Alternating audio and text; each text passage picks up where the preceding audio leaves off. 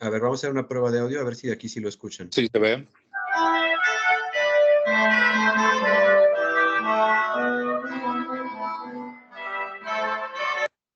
¿Sí se escuchaba? Sí. Sí, ya se... Ok, entonces, ¿les parece si reiniciamos la grabación, por favor, Eric? Y si puedes Listo, ya. pasarme por WhatsApp los nombres de los videos, por favor, Antonio, y voy buscando los que podamos encontrar. Bueno, vamos a escuchar el ejemplo.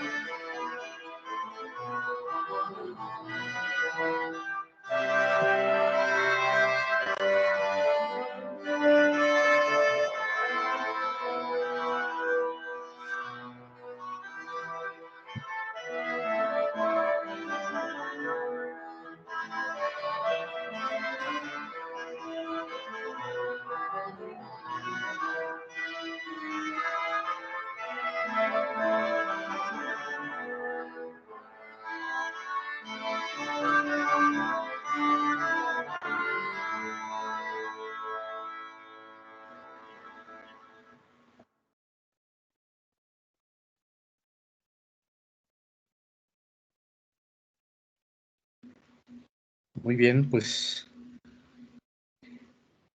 déjame regresar acá. Ya le estoy pasando a Juan estos ejemplos que se pueden obtener en YouTube. Voy a volver a compartir pantalla. Así se llama, Juan, Folías nada más, Folías de Jordi Sabal, pero ahorita en un momento, si quieres irlo buscando, por favor, y yo te indico. Vamos a regresar entonces acá. Por favor, nada más si me pueden indicar si ya se ve en pantalla completa. Ya Sí, está, ya está. ya está en pantalla completa Perfecto. y hacen brevemente una pregunta en el chat de cómo se llaman estos instrumentos de vara. Vamos para allá. Bueno, de una vez puedo decir que se llaman sacabuches. Ahorita vamos para allá porque se los voy a presentar uno por uno. ¿Sale? Entonces, este es el conjunto de ministriles altos, ¿no? Esta, pues es una pintura de Jan Bruegel que pertenece a una serie de los 5 sentidos y que está representando el sentido del oído.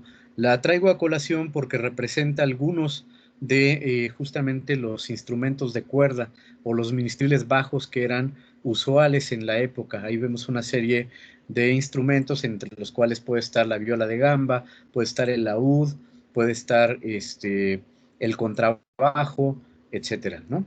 Vamos a escuchar ahora sí el ejemplo. No sé si ya lo tienes listo, Juan.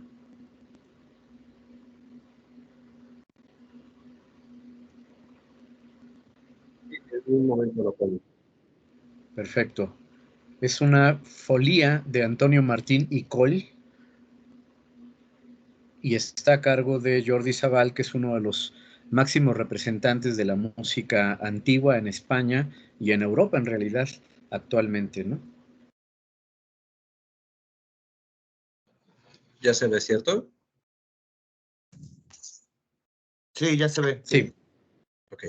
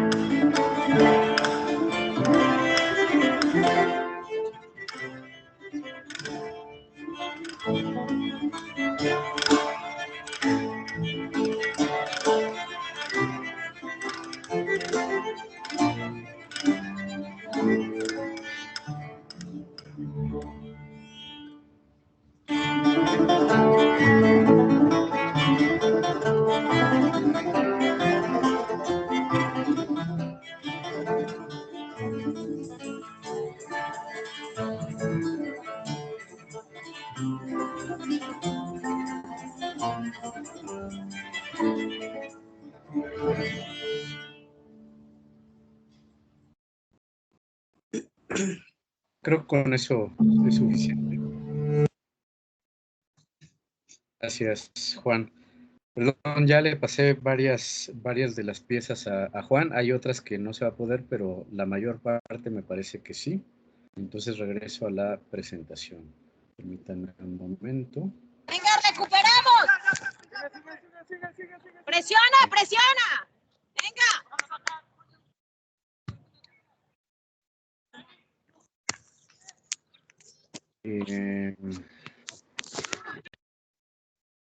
Bueno, regresamos a la presentación.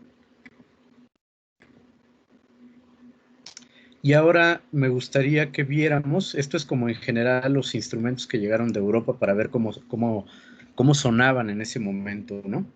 Y vamos a hablar un poquito para ver esos instrumentos en las catedrales novohispanas, sobre todo en la Catedral Metropolitana de la Ciudad de México, que es la que regía en realidad para todas las demás catedrales, aunque hay que tener en cuenta que cada catedral también tiene sus particularidades, de acuerdo con su gusto incluso, pero también con los recursos económicos que tiene cada catedral, con los músicos que tiene a su disposición, etcétera, ¿no?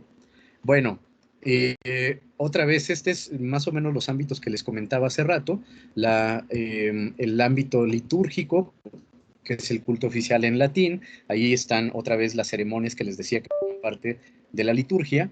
Tenemos el espacio devocional, que les decía que es el culto, digamos, no oficial, generalmente en lengua vulgar, es decir, en la lengua que entiende la gente. En nuestro caso, pues es el español o el castellano, y tiene que ver con esa relación más directa entre los fieles y lo sagrado. Incluso está ligado a la expresión emocional, ¿no?, de los fieles hacia las imágenes religiosas.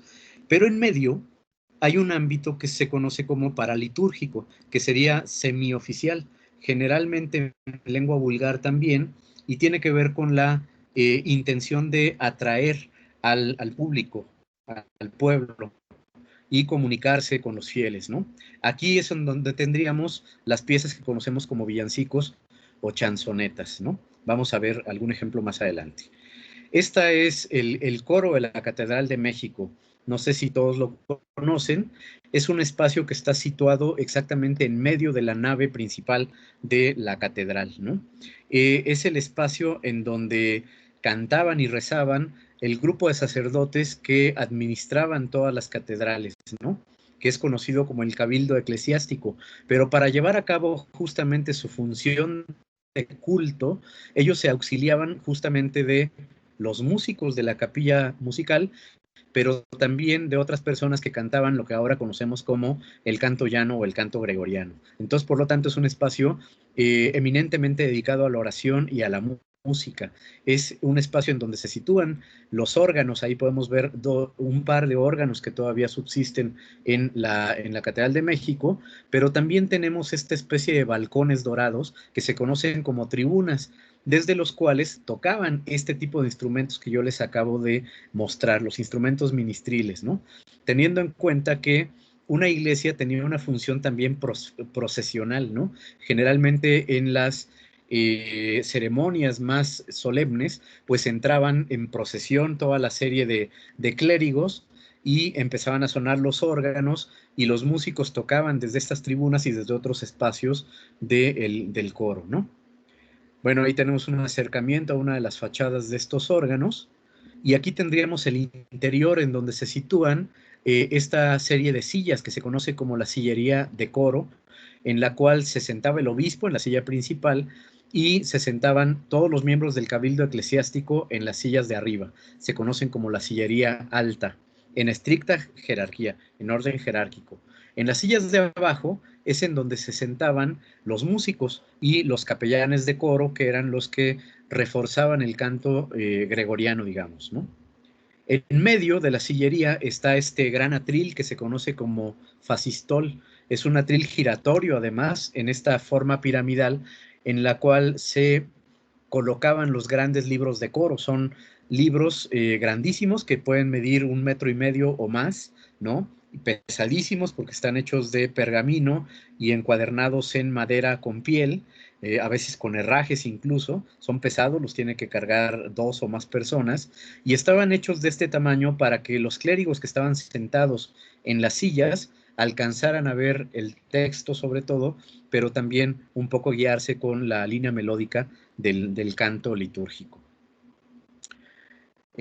Tenemos entonces que hay una serie de personajes que estarían cantando lo que ahora nosotros concebimos o llamamos más usualmente como el canto gregoriano, pero que en ese momento lo usual en las fuentes es llamarle canto llano.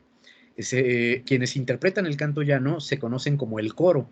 El director de ese coro de canto llano es el sochantre.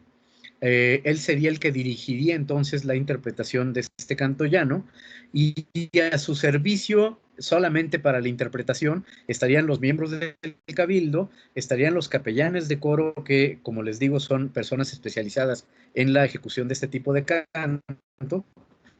Hay otros capellanes en cada catedral, por ejemplo, en la Catedral de Valladolid de Michoacán están los capellanes de Don Vasco, que también les dicen que tienen que cantar.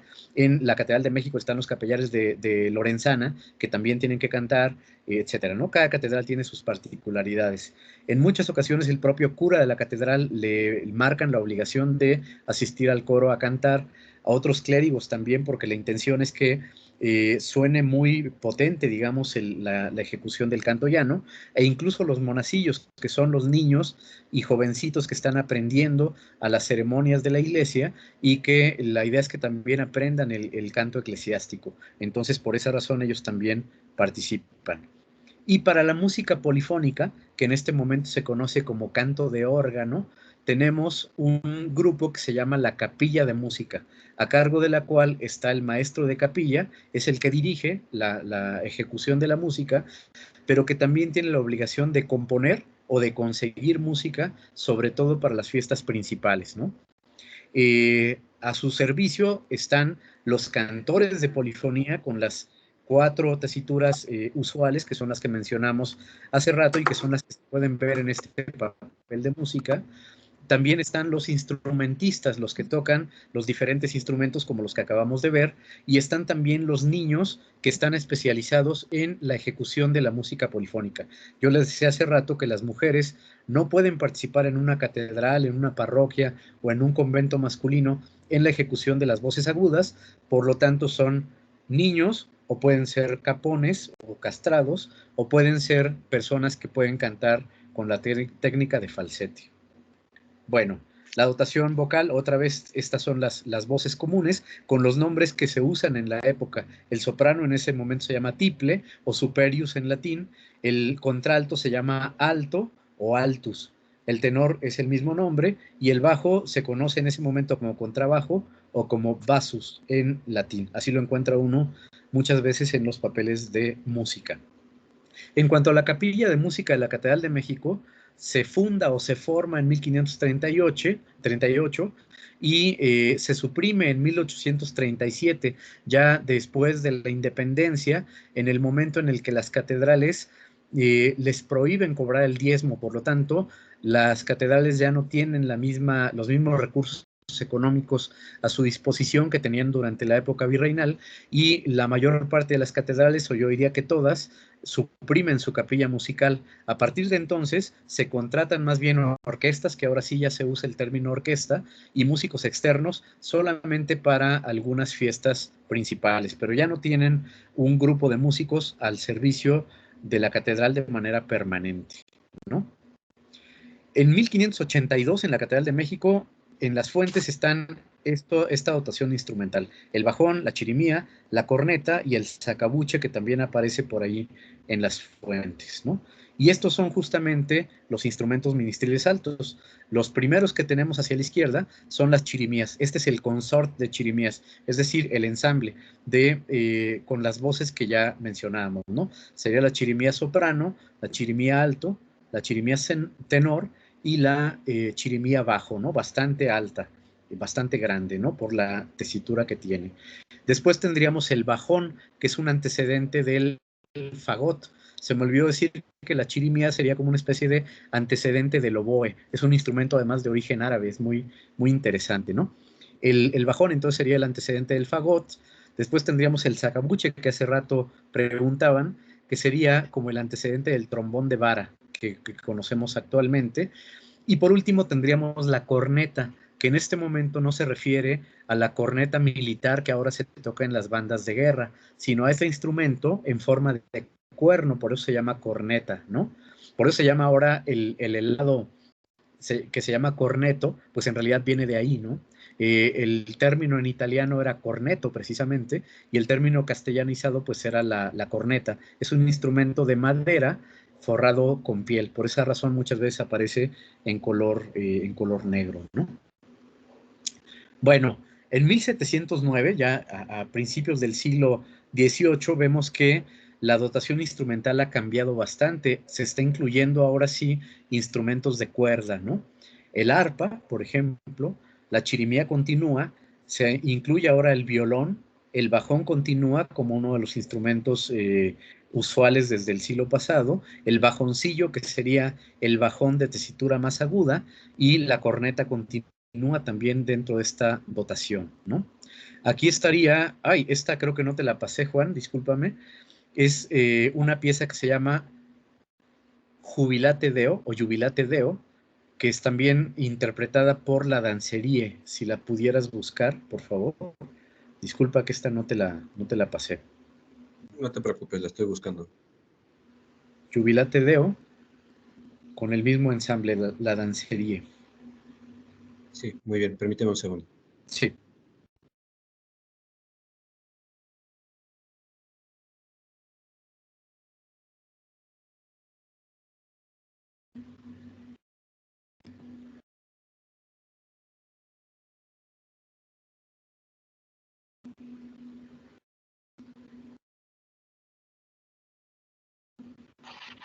¿Ahora sí la ven todos? Sí. Muy bien, adelante.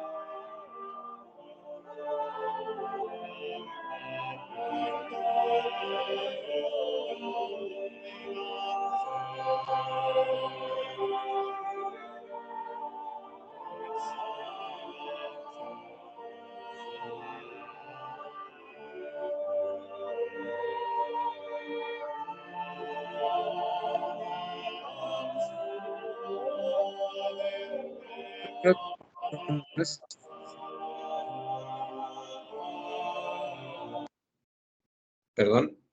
Gracias. Sí, con eso sería suficiente. Gracias. Aunque han integrados ahí los instrumentos de cuerda, este ejemplo más bien tiene la función de que viéramos cómo generalmente ellos se situaban, está el fascistol, ese atril grande, digamos, de forma piramidal para los libros de coro, pero generalmente hay un atril más pequeño para la polifonía, ¿no? Y en ese atril es donde se los cantores de polifonía junto con todos los instrumentistas. Parece que están amontonados, ¿cierto? Pero así es como incluso en la iconografía los y muchas veces también traen esos papeles que se conocían como libretes, que es opacios, en los cuales están interpretando pues cada uno, que muchas veces ellos cantaban en las procesiones, entonces más bien llevaban pues estos papeles mucho más pequeños que podían transportar y que podían ir cantando mientras iban leyendo los papeles de música. Bueno, voy a volver a compartir la presentación.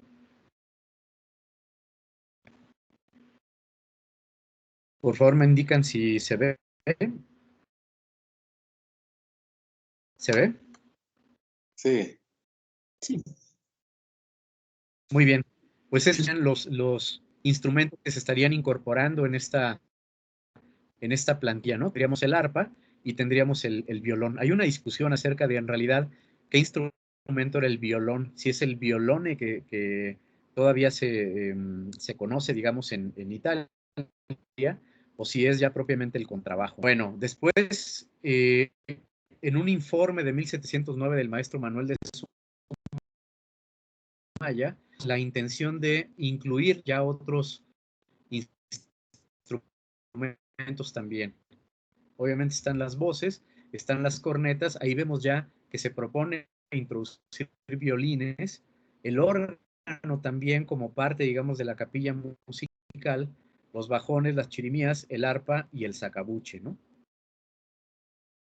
Una fuente importante también para confrontar con ellas de instrumentales, pues es la iconografía musical, lo que nos dicen muchas veces las pinturas que incluyen escenas musicales. Aquí tenemos una pintura muy conocida de Juan Correa, que está en la sacristía de la Catedral de México y que representa, en torno a ella, vemos grupos de ángeles que están tocando instrumentos musicales. Ahí podemos ver instrumentos de cuerda como el arpa, la guitarra, tenemos otro ángel de espaldas que estaría tocando también un cordófono, que muy posiblemente es una guitarra, y un ángel que está tocando un violín. En otras escenas tenemos el órgano, tenemos después otro laúd, pareciera aquí que hay una especie de viola de gamba, después tenemos el bajón, aquí con estos ángeles pequeños, y pues vemos que hay bastantes concordancias o similitudes con las plantillas que podemos detectar a partir de la documentación de las catedrales. Y esta sería la dotación que nos está mostrando esta pintura de Juan Correa. Perdón, la que yo dije que era viola de gamba, más bien posiblemente es el contrabajo, o el tololoche, que este nombre también aparece ya en el siglo XVIII en las actas de cabildo de las catedrales novohispanas, ¿no? De todos estos instrumentos, el único del que no tenemos ninguna prueba de que realmente se haya tocado en las catedrales es el laúd, que aparece muchísimo en la iconografía musical novohispana, pero que no tenemos indicios de que realmente se haya tocado, ¿no? En cambio, todos los demás, pues son los que hemos visto en las plantillas de las catedrales novohispanas, ¿no? Esta es otra pintura de Juan Correa, que representa al niño Dios con ángeles músicos, donde podemos ver también este tipo de instrumentos. Aquí, por ejemplo, ya vemos integrados los timbales, ¿no? Que yo les decía que se permiten en la catedral o incluso se compran para la catedral ya en el siglo XVIII por influencia sobre todo de la ópera, ¿no? Esta sería la dotación instrumental en esa pintura de Juan Correa. Los timbales, el violín, una flauta, pero que también podría ser chirimía, corneta, las voces, el laúd y la viola, ¿no? Ahora tendríamos el ejemplo que se llama Angélicas Milicias, por favor, Juan. Claro, nada más antes en el chat comentan que, bueno, que en Autlán todavía se toca la chirimía. Muchas gracias por la aportación. Y preguntan en la imagen donde aparecía el arpa y el violón, que si no era una viola da gamba. Es que esa es como parte de la discusión. Se ha dicho que posiblemente el violón es el miembro más grave de la familia de la viola da gamba, pero también podría ser el miembro más grave de la familia de los violines, que vendría a ser el contrabajo, ¿no? Esa es la discusión entre musicólogos y organólogos. Correcto, muchas gracias. Bueno, vamos con el ejemplo. Gracias.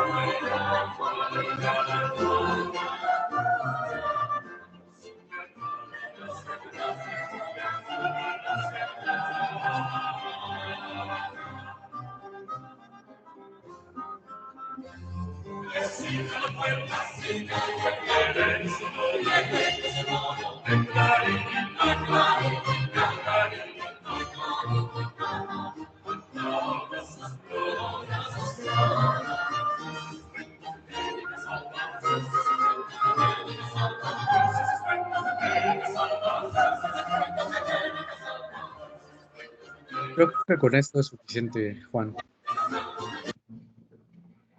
Perdonen, siempre me da pena cortar los ejemplos musicales, pero bueno, en vista del tiempo es necesario, ¿no? De todas maneras, pues la intención es pasarles estos enlaces para que ustedes puedan escucharlas con calma después, ¿no? Ahorita es un poco para que veamos cómo va cambiando la tímbrica, ¿no? De esos instrumentos ministriles en los que no hay cuerdas, a esta etapa donde está Manuel de Sumaya como maestro de capilla de la Catedral de México y después, durante un breve tiempo, de la Catedral de Oaxaca, pues están integrados ya los instrumentos de cuerda, por lo tanto, pues es bastante diferente el sonido que se produce a partir de una capilla de música, ¿no? Bueno, regreso a compartir y me dicen si ya se ve. Sí se ve, gracias, Antonio. Bien, esta es la dotación instrumental a finales del siglo XVIII y principios del XIX. Ahí vemos, por ejemplo, ya propiamente el cuarteto de cuerdas que hoy conocemos, ¿no? Violín, viola, violonchelo y contrabajo. Vemos los oboes que ya se han integrado, el fagot, es decir, ya estamos hablando ya no del bajón y de la chirimía, sino del oboe y del fagot. Bueno, es interesante que sigue en uso también el bajón, habría que ver en qué contexto. La trompa también ya se ha integrado y por último tendríamos los timbales.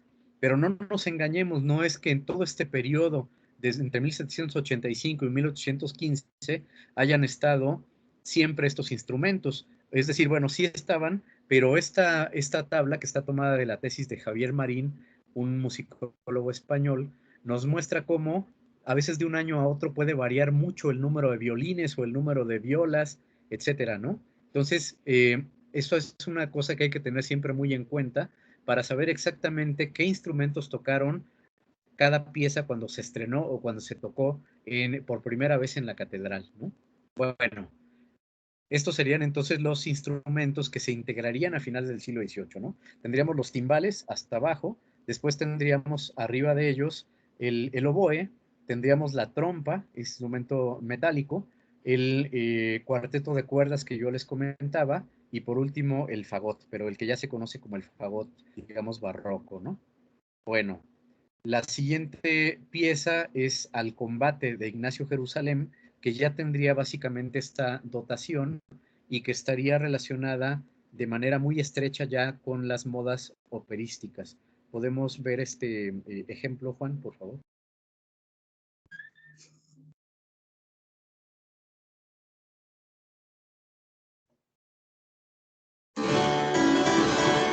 Al combate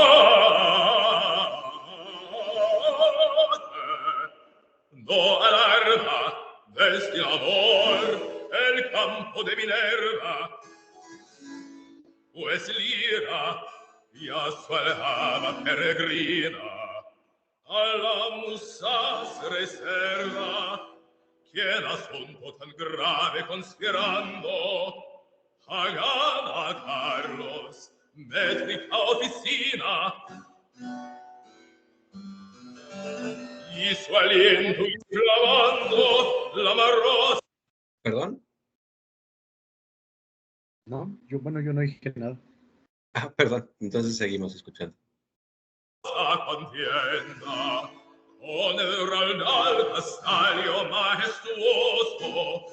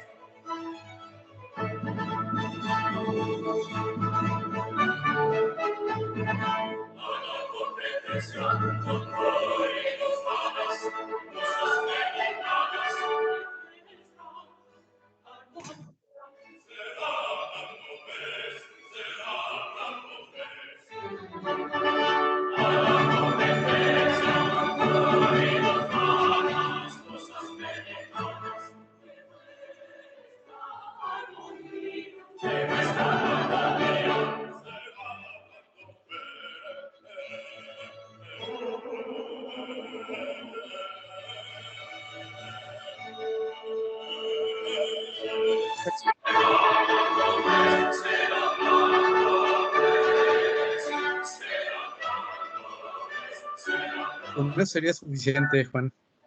Muchas gracias. Bueno, comparto.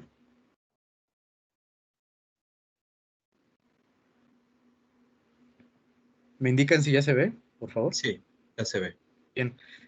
Yo les decía entonces que en este ámbito paralitúrgico, es decir, todo lo que acabamos de escuchar antes es música propiamente litúrgica, ¿no? Que está hecha para, sobre todo para el oficio divino, para las horas canónicas. La hora de la medianoche, que son los maitines, es en donde usualmente se cantaban este tipo de, ¿cómo se llama? Bueno, más bien para lo que acabamos de escuchar, se canta en cualquier otra hora del día. Lo que les estoy mostrando ahora son los villancicos, que les decía yo que es este ámbito paralitúrgico, que es está dentro de una ceremonia litúrgica, pero que tiene esta función de comunicarse, digamos, con el pueblo. Por lo tanto, los villancicos y las chanzonetas son piezas que están en la lengua que la gente entiende, usualmente el castellano, pero hay que tener en cuenta que a la catedral no solamente concurre gente que habla castellano, sino que concurren personas también de diferentes etnias indígenas, ¿no? Por esa razón vamos a encontrar que hay algunos villancicos que están en lengua náhuatl, en el caso de la Ciudad de México, y muy posiblemente en otras lenguas indígenas, en otras catedrales o en otras iglesias, en otros contextos, ¿no? Aquí tenemos unos villancicos que se cantaron en la Metropolitana de México, en los maitines, es decir, en esa hora de la noche, para la fiesta de la Purísima Concepción, el 8 de diciembre, ¿no?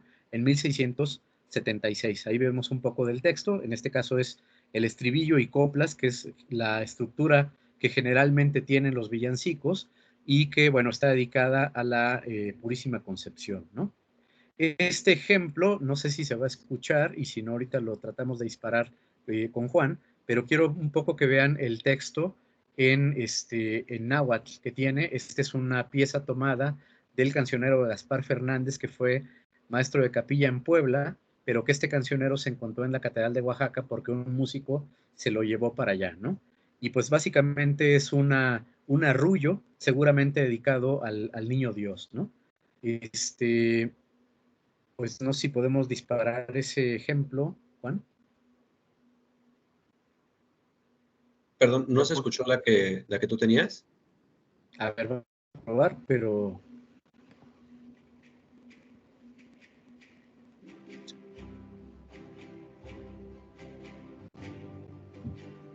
Sí se escucha, pero un poquito más alto. Es que yo tengo ya todo el volumen aquí. Esperen.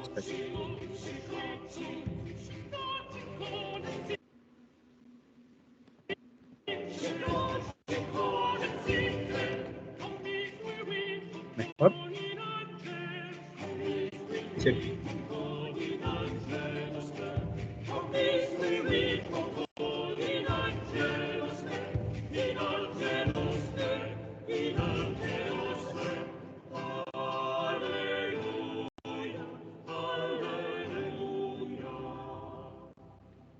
Bueno, hasta ahí es nada más para ver un villancico en náhuatl que tiene por objetivo, obviamente, comunicarse con la población indígena.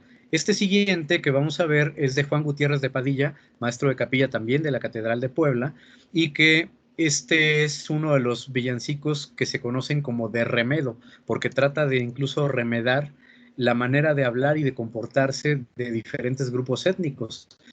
En este caso de los negros y mulatos, que también sabemos que eran bastante numerosos, no solamente en los ámbitos que ahora reconocemos como de afromexicanos, ¿no? Como las costas de Oaxaca, Guerrero o en el Golfo de México, sino que en las ciudades también había una nutrida población de origen africano, ¿no?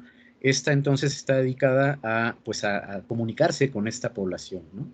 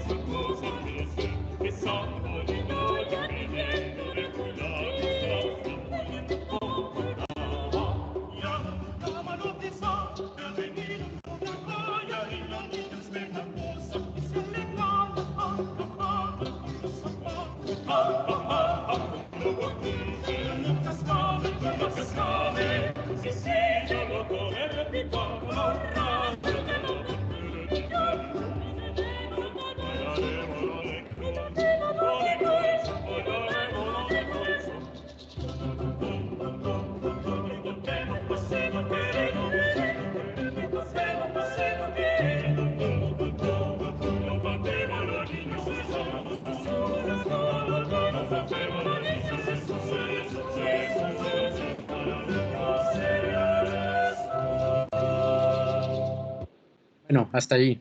Vamos a otro tema que tiene que ver con la música en los ámbitos indígenas mesoamericanos, pero ya en la época colonial. Yo les decía que estas son las funciones de la música en el momento de la evangelización y obviamente pues son también estas funciones que quedan en los ámbitos indígenas después de cuando ya son cristianos, digamos, ¿no?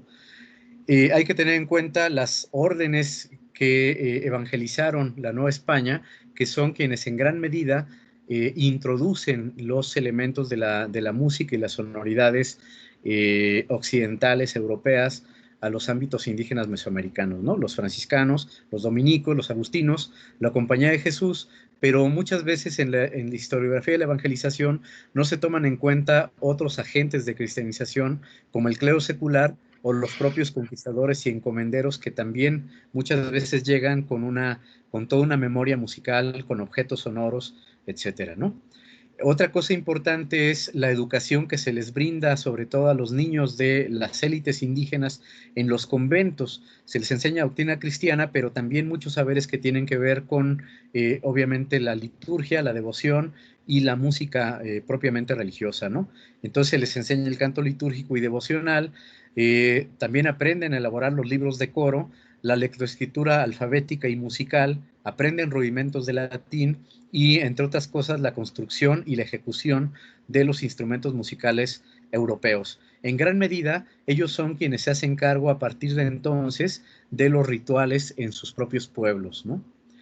Tenemos también la representación en ámbitos indígenas de estos instrumentos ministriles, como en esta capilla abierta de Tizatlán, Tlaxcala, ¿no? Que podemos ver lo mismo que vimos incluso en el video, ¿no? Ese atril más pequeño en donde están los papeles de música polifónica y en este caso estos ángeles están tocando chirimías y un sacabuche, ¿no? En los vocabularios en lenguas indígenas que empiezan a elaborar los frailes, encontramos también cosas muy interesantes acerca de cómo se empieza a nombrar en las lenguas indígenas los distintos instrumentos de la música europea, ¿no? Tenemos algunos términos que posiblemente se aplicaban para los objetos sonoros mesoamericanos, pero que ahora se empiezan a nombrar también instrumentos europeos y algunos términos que designaban instrumentos puramente europeos. Por ejemplo, en el vocabulario castellano tarasco, a la trompeta se le nombra tiamo pungacucua o pungacutacua y se usa indistintamente para la trompeta prehispánica y para la trompeta ya, digamos, europea, ¿no? Lo mismo pasa con las flautas. Existe el término cuiracheta o cuirachetacua, que podía designar al aerófono prehispánico, pero que también pasa ahora a designar la flauta europea, ¿no? En cambio, hay otros instrumentos como las chirimías que en el vocabulario dice lo mismo, es decir, no hay una palabra indígena o en lengua purépecha que esté designando a la chirimía. Y es muy interesante que a todos los instrumentos de cuerda se les llama castillanapu tahuengua. Tahuengua quiere decir instrumento musical y castillanapu quiere decir de Castilla, ¿no? ¿Por qué? Porque como vimos en las dotaciones instrumentales de los ámbitos mesoamericanos prehispánicos, en Mesoamérica no existían instrumentos de cuerda. Por eso es muy interesante que se les esté llamando simplemente instrumento musical de Castilla, ¿no? La iconografía musical también la tenemos en ámbitos indígenas, ¿no? Les voy a mostrar rápidamente el caso de Santiago Nurío, que es el templo que se quemó desafortunadamente en 2021, pero que tenía debajo del coro, en lo que se conoce como el sotocoro, estas imágenes de ángeles, santos, arcángeles, etcétera. Al centro había este sol, que más bien tiene una función de representar a Dios y por lo tanto es una metáfora del universo y de un universo musical además, ¿no? En el centro está ese sol y luego tenemos a los ángeles músicos ya pegados, digamos, al muro, ¿no? Primero tenemos un ángel que no es músico, tiene una vara de azucena que representa la castidad. Después un ángel que toca un sacabuche, ahí apenas se alcanza a ver porque estaba detrás del bautisterio. Un instrumento que toca el bajón, un ángel que está sosteniendo un papel de música, ahí está el acercamiento, y además, si hacemos el acercamiento, incluso se puede posiblemente reconstruir la pieza que estaría plasmada en este papel de música, un ángel organista, y del otro lado tendríamos ángeles que tienen más bien instrumentos de cuerda. Aquí estaría un laúd, aquí estaría un arpa, tendríamos otros ángeles cantores, un ángel que tañe una guitarra muy posiblemente, y un pequeño violín. Entonces, de un lado tendríamos los instrumentos de viento y del otro lado tendríamos los instrumentos de cuerda. Lo mismo sucede en San Bartolomé Cocucho, que es un pueblo muy cercano a Nurío, y que también debajo del coro tenemos esto, ¿no? La representación de Santiago Matamoros, que fue un santo muy popular, sobre todo en el ámbito de la conquista, y a un lado tendríamos estos ángeles que tienen cordófonos, ¿no? Un arpa, una vihuela de mano, una vihuela de arco, como se llamaba en las fuentes de la época, y del otro lado tendríamos también a los ángeles que tienen aerófonos, ¿no? Aquí tendríamos el bajón, tendríamos una chirimía y además este ángel estaría sosteniendo una especie de batuta como director, digamos, de este conjunto, y tendríamos también una corneta, ¿no? Un poco mal representada, pero es este instrumento curvo que yo les decía que se llama así porque tiene la forma de un cuerno, ¿no? Esta sería la disposición. Y estas serían básicamente los instrumentos que aparecen tanto en Urío como en Cocucho, ¿no? Los cordófonos y los aerófonos. En España hay una discusión acerca de si la iconografía musical está representando instrumentos que realmente se tocaban en los lugares o si tienen solamente un papel simbólico. Por esa razón, yo me di a la tarea de buscar estos instrumentos en diferentes fuentes, ¿no? Algunas del ámbito conventual, otras una real cédula, el primer concilio provincial mexicano, etcétera, ¿no? Pero también en las plantillas de la Catedral de Valladolid, que era la diócesis a la que pertenecían estos dos pueblos de tradición purépecha, y encuentro que la mayor parte de los instrumentos, con excepción del laúd, insisto, aparecen realmente en estas otras fuentes, ¿no? Por lo tanto, yo creo que son instrumentos que se tocaban pues en estos ámbitos indígenas, ¿no? Una de las cosas que tratamos de investigar es si las capillas de música en esta época virreinal tienen alguna, ¿cómo decir?, alguna continuidad en los conjuntos tradicionales que podemos ver ahora en nuestro país, quizá incluyendo precisamente al mariachi, ¿no? Ahí tendríamos a los ministriles altos. Esta es una representación de la Catedral de Salamanca en España. Aquí tendríamos los que vimos de Tizatlán, Tlaxcala, y ahora tendríamos como derivación de esto una banda de viento de San Bartolomé Cocucho, ¿no? Ahí tendríamos los clarinetes, pero también cierta continuidad porque son justamente conjuntos instrumentales de aerófonos, ¿no? Como decían hace rato, también tenemos algunos lugares en donde se conserva la chirimía, ¿no? Hay algunos ámbitos en Michoacán donde todavía encontramos chirimía tradicional, también aquí muy cerca de la Ciudad de México, en el Peñón de los Baños, etcétera, ¿no? Y esta foto que me parece que es de Jalisco, donde también se conserva la chirimía tradicional, ¿no? Por lo que respecta a los cordófonos, aquí tenemos una representación de la danza de Moctezuma en el siglo XVIII, y lo que podemos ver aquí es un arpa, una guitarra y un violín, ¿no? En la orquesta purépecha, aquí tenemos una de las configuraciones de la orquesta purépecha que tendría un contrabajo, una vihuela, una guitarra y dos violines, ¿no? Aunque no son exactamente los mismos instrumentos, tendrían más o menos las mismas funciones, ¿no? Pero también la orquesta purépecha puede tener otras configuraciones que puedan incluir a los aerófonos, ¿no? Aquí tendríamos otra orquesta purépecha que tiene saxofones y clarinetes, por ejemplo, ¿no? El conjunto de arpa grande de la Tierra Caliente, pues también tendría mucha correspondencia con estos antiguos conjuntos de la época barroca, ¿no? Tendríamos el arpa, tendríamos la guitarra y tendríamos los violines como instrumento melódico, ¿no? Aquí hay otro conjunto de arpa grande que pues tiene básicamente la misma configuración, ¿no? La música en el ámbito secular, muy rápidamente, aquí tenemos un biombo novohispano que representa un sarao, es decir, una fiesta, un baile en un jardín, ¿no? Es un biombo del siglo XVIII y nos está presentando pues este tipo de instrumentos, ¿no? Una guitarra, una flauta, en este caso una flauta transversa, tenemos un contrabajo y tenemos un violín. También tenemos algunos instrumentos para el ámbito doméstico, en este caso una guitarra, ¿no? Una guitarra para uso personal de este joven. Este retrato se conserva en el Museo Nacional de Historia también, es un retrato de 1808. Pero en el ámbito popular también tendríamos las pinturas de castas que nos informarían un poco acerca de los instrumentos que eran usuales, ¿no? Aquí tenemos un cuadro de castas de José de Páez que estaría representando a un coyote que, más bien a un mestizo que estaría tocando pues una guitarra, ¿no? Y ahí tenemos otra pintura de castas también del siglo XVIII que también nos estaría mostrando una guitarra, ¿no? Hay que tener en cuenta que en este largo periodo desde el contacto entre los españoles y las etnias que había en Mesoamérica, comienza un proceso de hibridación o mestizaje musical, ¿no? Que tiene que ver con la interacción entre diferentes etnias y grupos sociales. Aquí regreso otra vez a la idea de circularidad, perdonen aquí por que se me pasó la S, un ámbito de circularidad entre los ámbitos religioso y secular y el culto y popular, ¿no? Que darían como resultado la aparición de lo que se empezó a llamar desde el siglo XVIII los sonecitos de la tierra o sonecitos del país, ¿no?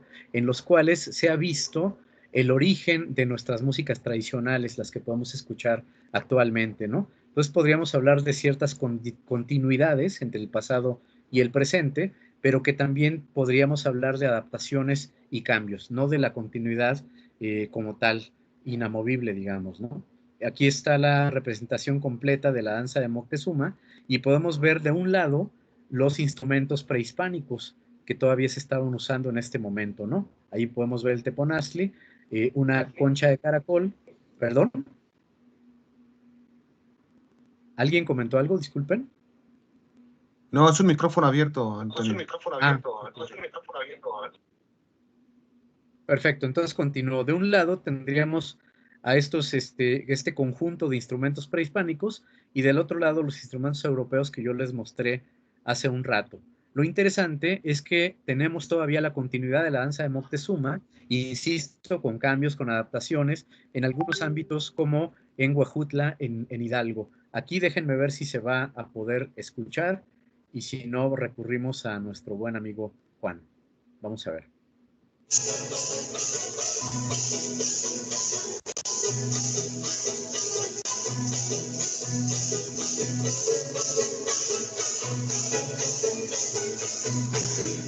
¿Se escucha?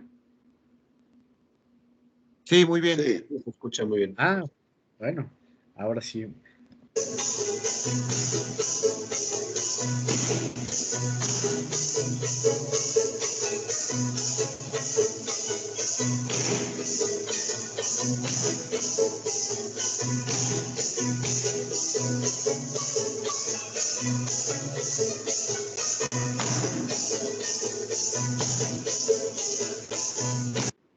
Como muestra, ¿no? Para ver un poco que quizá no es exactamente la misma danza de Moctezuma, seguramente está adaptada, seguramente está resignificada y no aparecen exactamente los mismos instrumentos, pero vemos que aparece el arpa, que aparece una guitarra y que aparece por lo menos la sonaja que puede remitir justamente a los objetos sonoros prehispánicos, ¿no?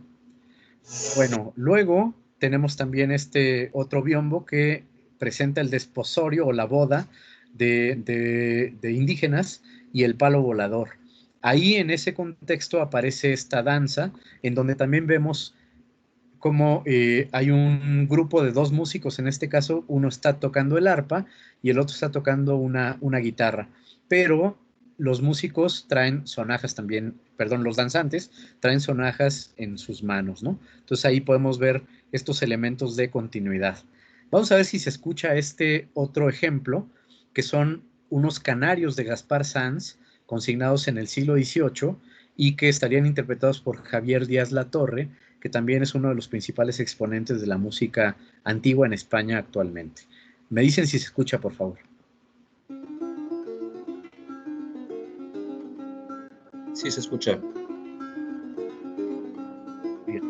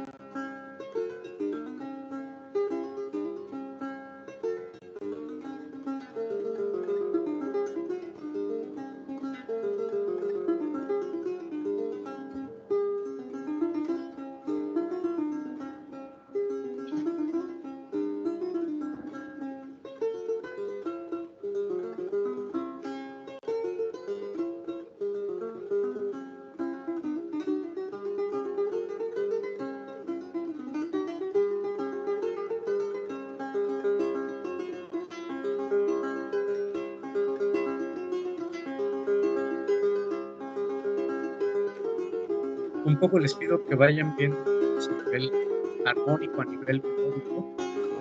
Traten de-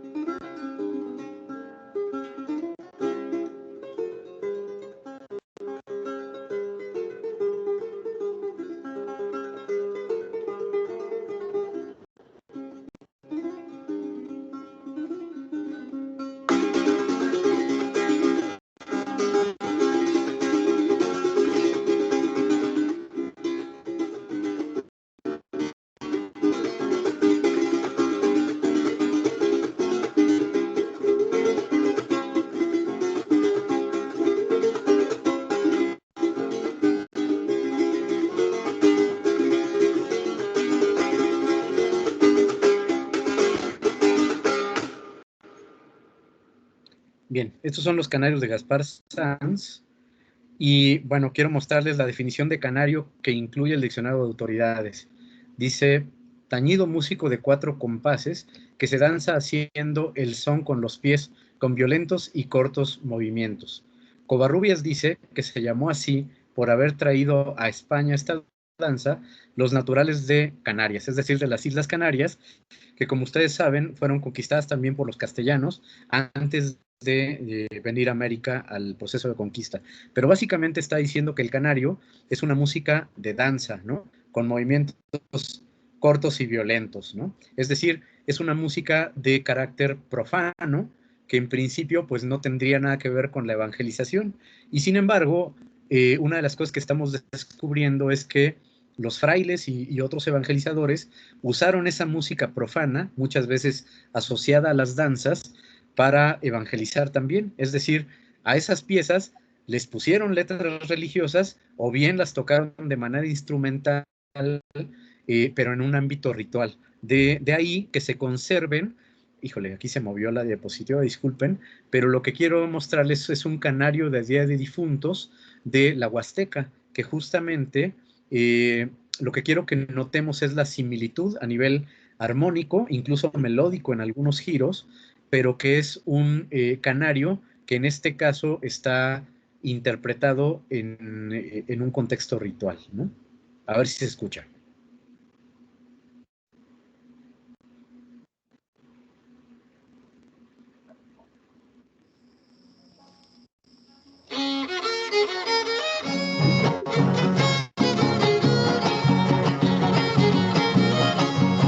¿Se escucha? Sí. Ok.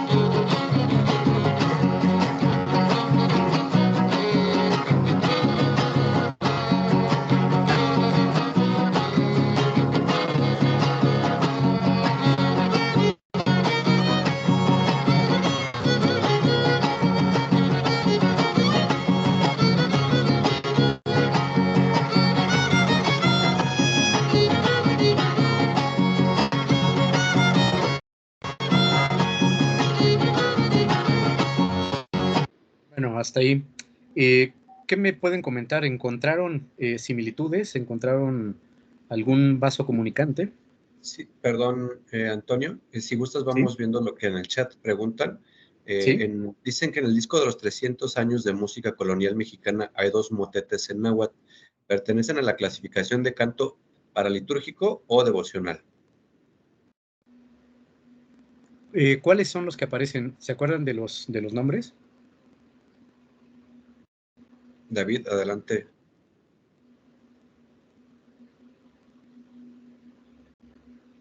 Bueno, supongo que... ¿Me escuchan? ¿Me escuchan? Ah, ya. Sí. Perdón, en el disco así viene como 2 motetes en náhuatl. Es la primera pieza. Entonces yo quería saber, bueno, está en Yo YouTube. creo que son estos que... Gracias. Creo que son, si no estoy mal, no sé exactamente cuál es este disco, pero los más conocidos motetes en náhuatl son los que eran atribuidos a Hernando Franco, que en realidad pertenecen al Códice Valdés. El Códice Valdés es un libro que tiene varias piezas, un manuscrito que tiene varias piezas, que fue encontrado en Cacalomacán, en el Estado de México, y que es una de los ejemplos que tenemos de piezas escritas en el ámbito indígena, ¿no?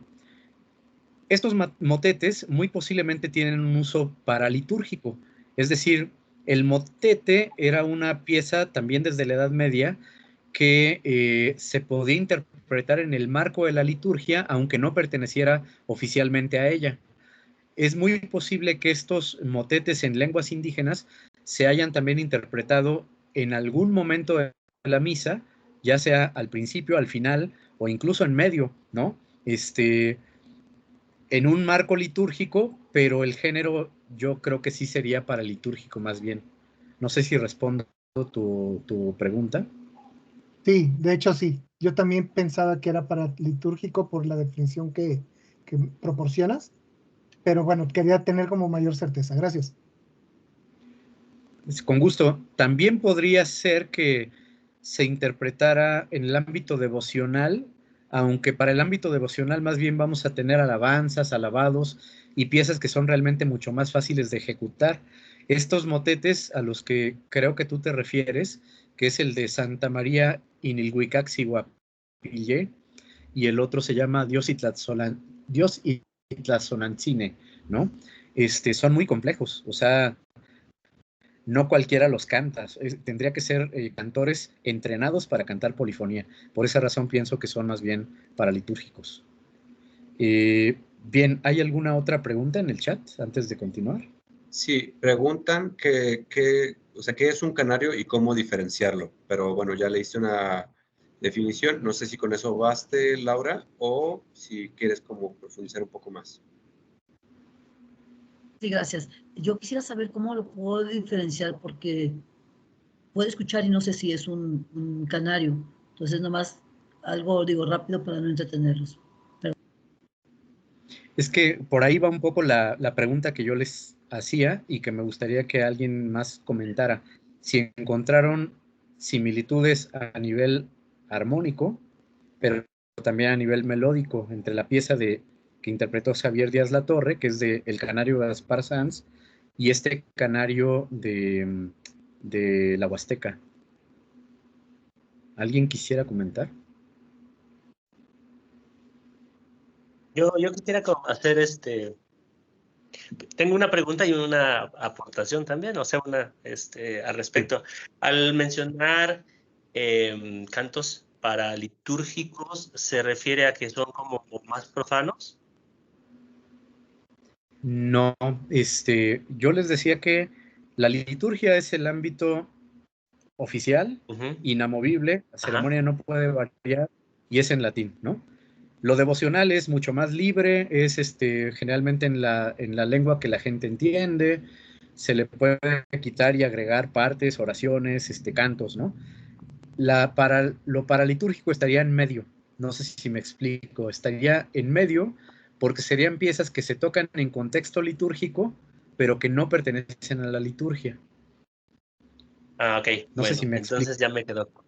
Sí, perfecto. Okay. Es como lo que sucede, bueno, lo relaciono en la actualidad como las canciones que un mariachi puede llegar a tocar en una misa. Bueno, a lo mejor es un poco brusco el ejemplo, que no son a veces cantos propios de la misa, pero los toca el mariachi dentro de la misa, podría ser. No sé si esté equivocado o si vaya por ahí, pues, el comentario. Y la otra Pues- aportación, o bueno, sí, dígame, profesor. No, adelante, adelante. Bueno, y en cuanto a los canarios, les voy a platicar un poquito rápidamente. Cuando hicimos el viaje en el buque Cuauhtémoc, es un viaje de circunnavegación, llegamos a Islas Canarias. Islas Canarias está muy cerca de África, está tan cerca que la arena del desierto del Sahara llega hasta Islas Canarias, es muy cerca. Y ahí estaba un grupo étnico, bueno, que la llamaban los guanches. Y los guanches fueron evangelizados, al igual que aquí en México, por los religiosos. Y en este caso, se me hace muy, muy lógico el ejemplo del canario con la música de la Huasteca, principalmente por el compás de 6 octavos, chica, chachaca, chachaca, chachaca, chachaca, chachaca. Ajá. Y a lo mejor lo que sucedía aquí en México, bueno, un laudista o guitarrista, no sé cómo se le podría llamar a este señor que interpretó, ¿es laúd o lo que toca o es vihuela? En este caso es una guitarra barroca. Ah, ok. Bueno, se necesita una gran destreza para tocar melodía y acompañamiento al mismo tiempo.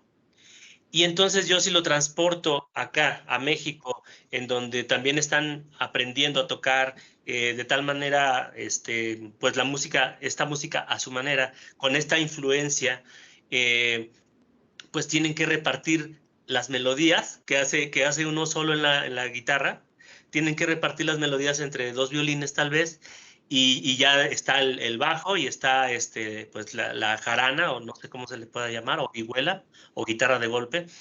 Pero en este caso, el número de compases más o menos va coincidiendo, por ejemplo, con las frases, como en el canario, y también en la música huasteca. Entonces, pero el ritmo es súper similar, solamente que la diferencia está que en el canario, pues una sola persona lo está interpretando, tanto melodía como acompañamiento, y acá en México se reparten las voces y el acompañamiento lo hacen otros instrumentos. Muchas Entonces, gracias. es lo que yo llegué a notar y es una gran similitud. Muchas gracias. Gracias, Jesús. Perdón, es que hay más personas que quieren participar.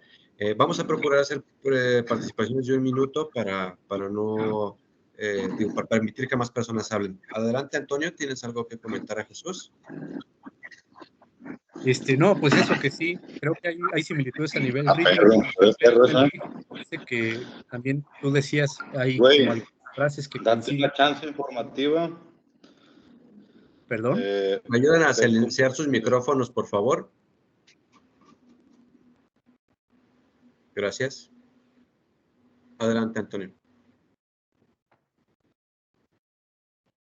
No, eso que encuentro similitudes en las frases, encuentro similitudes a nivel rítmico y encuentro similitudes a nivel armónico. Si usted fija, primer, quinto grado y de repente se acompaña con el 4º grado, ¿no? Entonces encuentro como mucha similitud en ese sentido. Creo que este último ejemplo creo que ya no lo voy a poner, es el Relámpago Viejo de Michoacán, que no se concibe como canario, pero que también encuentro algunas similitudes, pero más bien me gustaría ver si se puede disparar porque es el último ejemplo que quería poner, que son los minueteros de Ostula, Michoacán, en la procesión de Viernes Santo. Quiero poner nada más rápido un fragmento de esto y lo platicamos.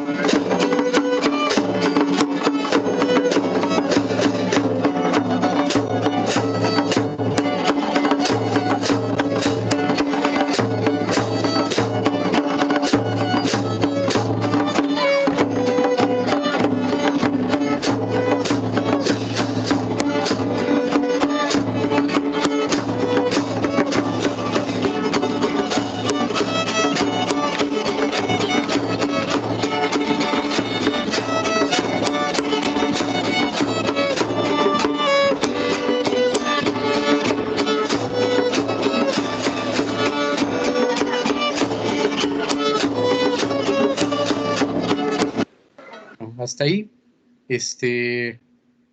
quiero, bueno, antes de darles las gracias, quiero comentar sobre este ejemplo, nada más el asunto de que aquí pasa también algo parecido. Minuete viene de una palabra francesa que también, pues, es una pieza musical, ¿no? El minuet.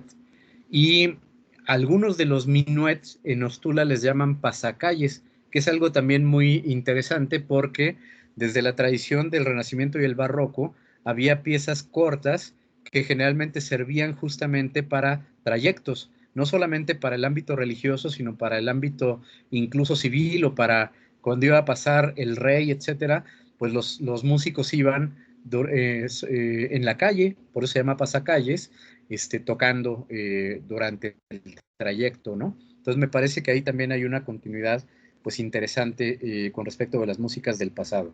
Entonces, bueno, primero muchas gracias, pero ahora me gustaría que pasemos pues ahora sí a responder preguntas y entrar en diálogo con ustedes.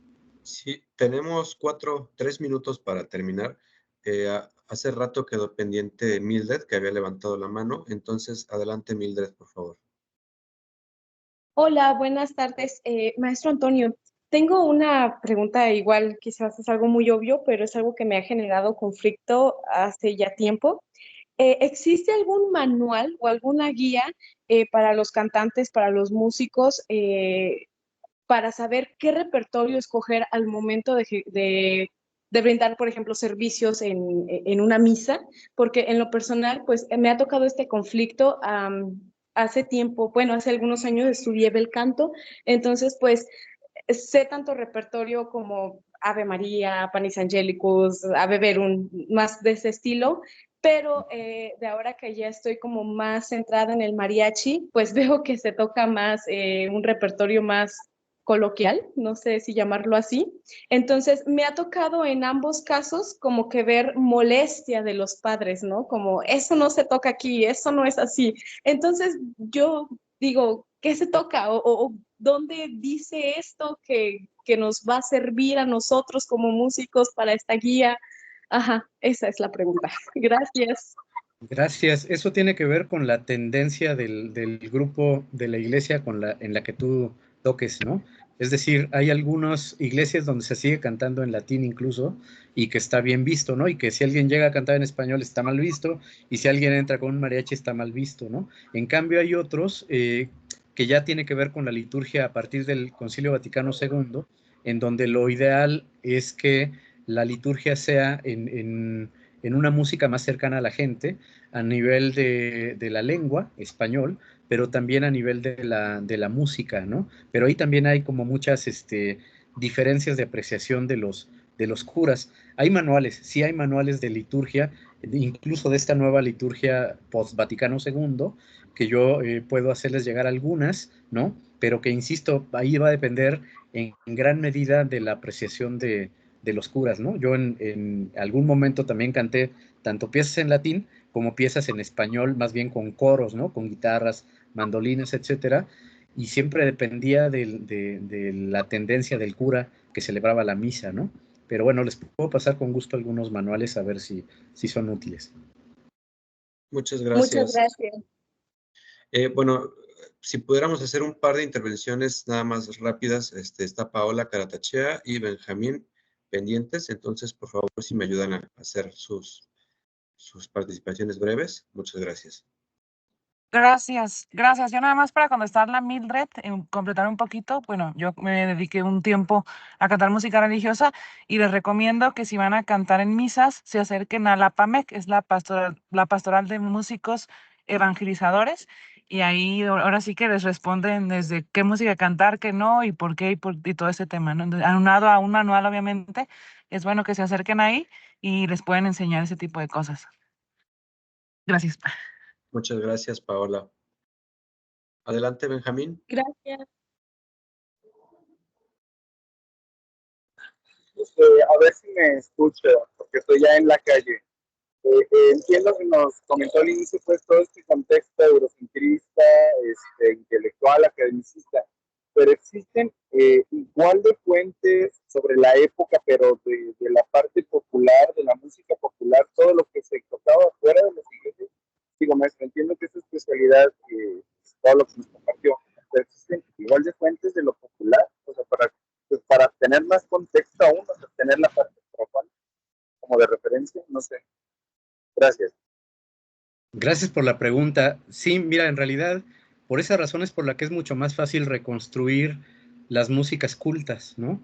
Porque es lo que se escribe. Generalmente el pueblo no escribe su música, ¿no? Pero nos llegan algunos indicios a través de diferentes fuentes, ¿no? Hay algunas melodías populares escritas, obviamente por un músico del ámbito erudito oculto, ¿no? Que son quienes se encargan en algunas ocasiones de escribir por diferentes razones y con diferentes finalidades estas melodías populares, muchas veces para usarlas para componer una pieza erudita con base en estas melodías populares, ¿no? Pero tenemos documentos narrativos que pueden ser crónicas, que pueden ser informes, tenemos también documentos a veces judiciales, ¿no? Cuando se denuncia a este tipo de melodías populares o bailes populares por escandalosos, por inmorales, por políticamente incorrectos, ¿no? Hay toda una tendencia de investigación sobre las músicas prohibidas por la Inquisición, por ejemplo, ¿no? A partir de lo cual nosotros podemos acercarnos en gran medida al contexto, a la instrumentación, incluso a veces hasta a elementos de la vestimenta, de la coreografía, ¿no? Muchas veces a las melodías es a lo que no podemos acceder tan fácilmente, ¿no? Y ahí es en donde a veces tratamos de tejer puentes entre algunos indicios que nos quedan vivos en la tradición actual con estos sonecitos del país que se empiezan a configurar en el siglo XVIII, por ejemplo, ¿no? Hay algunas, por ejemplo, el baile de los enanos, que está en varias de las músicas tradicionales y que es una de las piezas que se tocaba en el siglo XVIII, ¿no? No podemos decir que es exactamente igual ahora, como se toca en el son jarocho o en otras tradiciones, que como se tocaba en el siglo XVIII, pero sí tenemos pues algunos indicios que nos permiten trazar algunos puentes.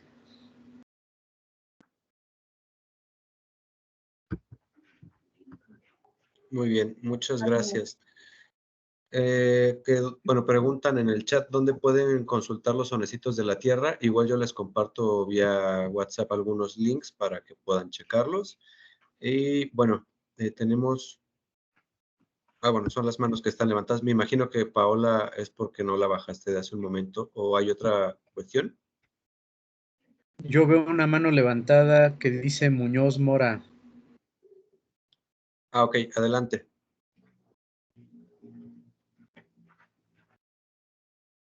Yo nomás quería, referente a lo del ¿cómo se llamaba? El canario. Yo noté que el canario de los huastecos sonaba compás ternario y el del guitarrista, me sonaba compás binario. Lo que sí siento que coincide es la cuestión armónica, eso sí se me hace más parecido, ¿verdad?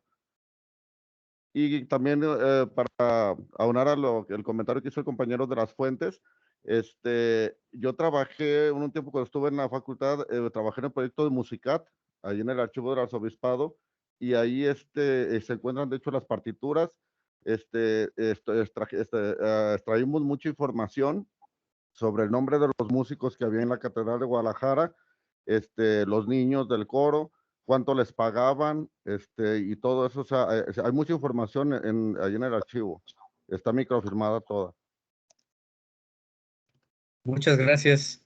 Pues esto en línea, en la página de musicat.unam.mx, está abierta la consulta de las actas de cabildo. Las actas de cabildo son las minutas de las reuniones del cabildo y son los que contratan, despiden, aumentan salario, etcétera, o deciden sobre ciertas ceremonias, y todo eso se registra en esa base de datos. Entonces ustedes pueden acceder. También les podemos pasar el link con gusto, porque hay información de la Catedral de México, Puebla, Guadalajara, Morelia, Oaxaca y Yucatán, Mérida.